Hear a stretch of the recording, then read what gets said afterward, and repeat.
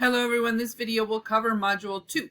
So Module 2 is just more continuation of kind of that background for creative writing that we need. So we're going over some more of the introductory stuff. This module is really focusing on the process of creative writing and how you can more effectively get through these assignments. So we haven't quite started with the short stories yet. That'll be the next module. That's where we get into kind of our first writing assignments. But for now, we're doing kind of introductory stuff still. So you've got some readings and resources that I want you to look at. Some more chapters out of both of the textbooks, just to kind of look over. In particular, we're going to be talking about journal writing. And so that's going to be important. And then you're also going to complete this writer's block assignment that I want you to be thinking about. So once you've learned more about writer's block, which is in this first textbook here, let me go back. The Introduction to Creative Writing textbook is going to go over some ideas for you for how to approach writer's block, which is what happens when you have difficulty getting through a writing assignment.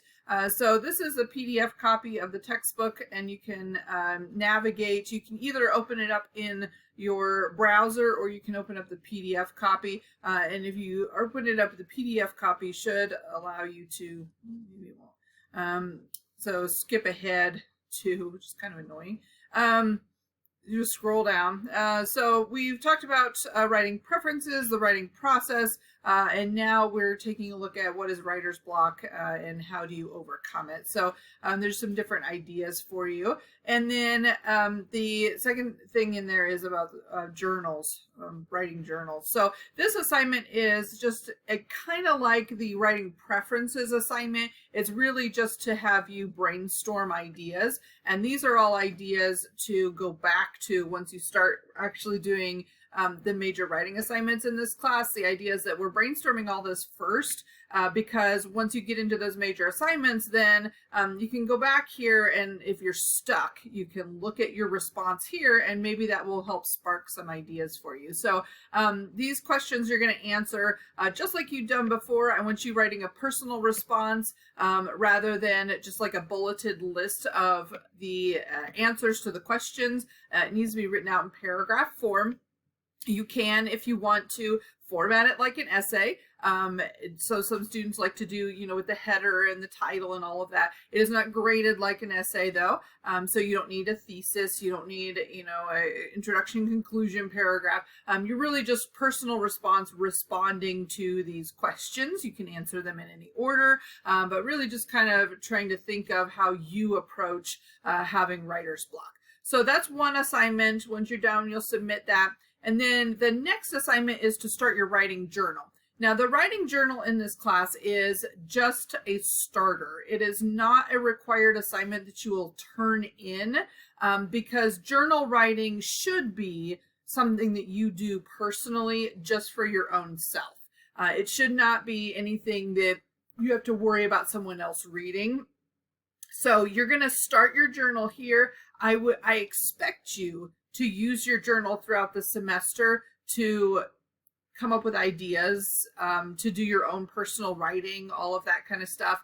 I expect you to be doing that throughout the semester. Some of you probably have a journal already that you use, and so if you're already doing this, then you're fine. If you've maybe tried it before but aren't very good at keeping up with entries, this will be a good starter for you.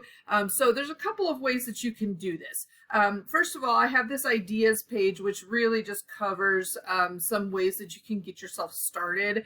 So prompts and exercises and things. I love to do this kind of stuff. So, I'll keep my little notebook, which, okay, you can't kind of see it. My camera doesn't like to focus on close things, but I got my little notebook right here, and then I can just jot down ideas or story ideas or whatever that I can think of. So what I want you to do then is show me that you've started a journal. You can do this a couple ways. You can take a picture of your notebook you know, bonus points if it's pretty colors or something that you found I just bought a whole bunch of pens. I am a sucker for like different colored pens, which is, you know, probably not a good thing. We've got way too many pens at our house.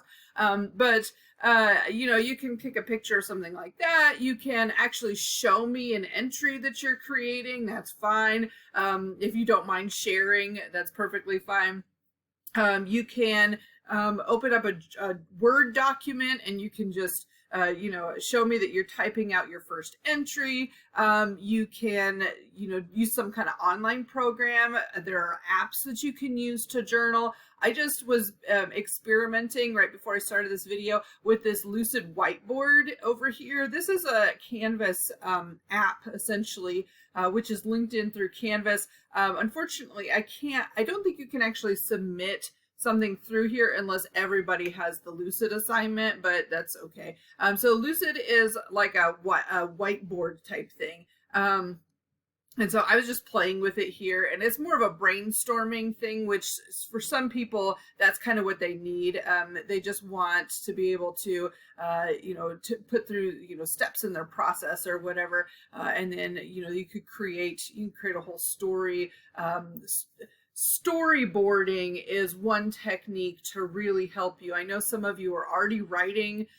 You may be writing a novel. You may be writing something else, but you could use something like this to really help you. And this is a really cool tool if you want to play around with it.